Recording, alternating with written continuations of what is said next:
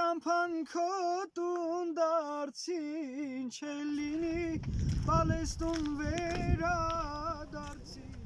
This is a story of a diasporan Armenian. This could be anyone. This could be you. This is us. I never imagined I would have my own war story to tell. All those years of hearing stories of the previous war some 30 years ago is what fueled my passion for the motherland. And when I myself would step foot on that same soil on multiple previous trips dating back to 1996, I only could imagine what they had fought. Arek, mezi batmuchunner batmetrek. Oy. Ezi terangoynernen, amem mi hade iren angoynoni. Ha, չէ, ամեն տեղը երկու օքի քնում է. Ով է որոշում, որ երկուսը։ Ադե ոնց կարում էի. It began on September 27th when a friend visiting from LA called with worry in his voice. He heard about the early morning attacks in Artsakh and didn't know what to expect. No one could imagine the situation would escalate the way it did. As the Artsakh seas began to trickle and eventually flood into Yerevan, we quickly understood this time it was different. As weeks turned into months and the to-do list kept expanding, doubt started creeping in. I started questioning if I was doing enough. Could I be doing more? And if so, what? It started with helping a handful of individuals referred by friends of friends. Next, I was called to sign the Ministry of Defense form as a CEO to release my delivery driver from work so he can join the reservists. He left for the front line in 20 minutes after it was signed. I would not see him for 42 days. From this point on, it all moved so quickly, yet sometimes felt not quickly enough. I found myself helping with whatever resources available. With strong contacts in Goris, we organized the distribution of 8 tons of food items and essential clothing to over 2,500 displaced in the town. Our next run consisted of 12 tons of food, clothes, generators, divided amongst 2 military bases closest to the borders. Being this close to the border and hearing the echo of the cannons blasting across the mountains, the immensity of the situation was becoming more apparent. It was during these days I found myself chatting outside the hotel in Goris with a doctor.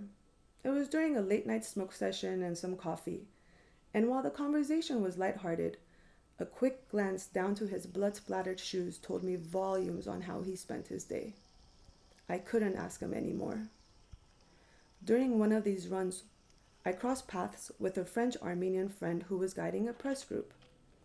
In between our goodbyes, see you laters, stay safe, I told him to call on me if he needed help with anything. I didn't realize this simple offer of help would propel me into the war zone as a translator and eventually fixer. I filled out a form to check out a 40-pound Russian metal jacket and helmet from the Ministry of Affairs, which was definitely a first for me.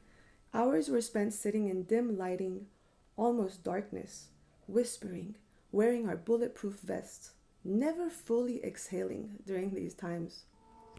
We each were listening intently to the sirens in Stepanakert, wailing louder and louder, preparing us for the imminent explosion, pricking our ears in case we heard the whizzing sound a bomb makes on its descent, and trying to guess how close the explosion would be.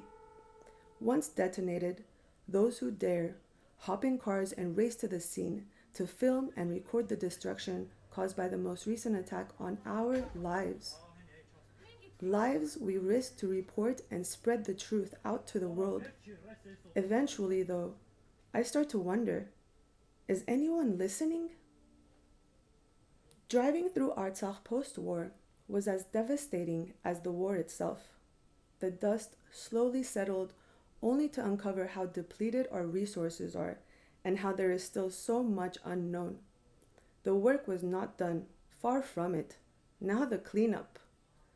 But while I'm doing whatever task it was, I'm thinking to myself, this is the last time. The last time I'll be driving down this road. The last time I will visit this church, this village, drink from this stream, eat pomegranate from this tree. I stepped on soil that a few hours later was handed over to the Azeris. I watched the Russian troops roll in on their tanks, unsure of how to perceive them.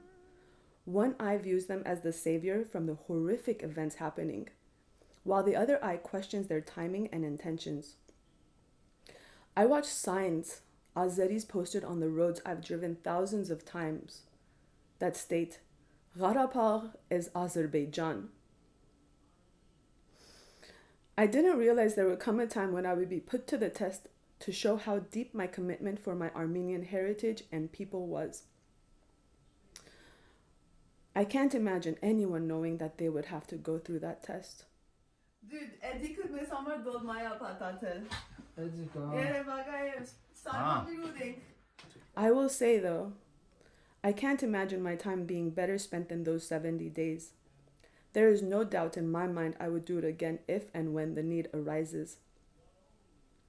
It is now our time to make the difference in our history, so when future generations are learning their Armenian history, they look at us and take example of how we fought on, even if hope was just a sliver.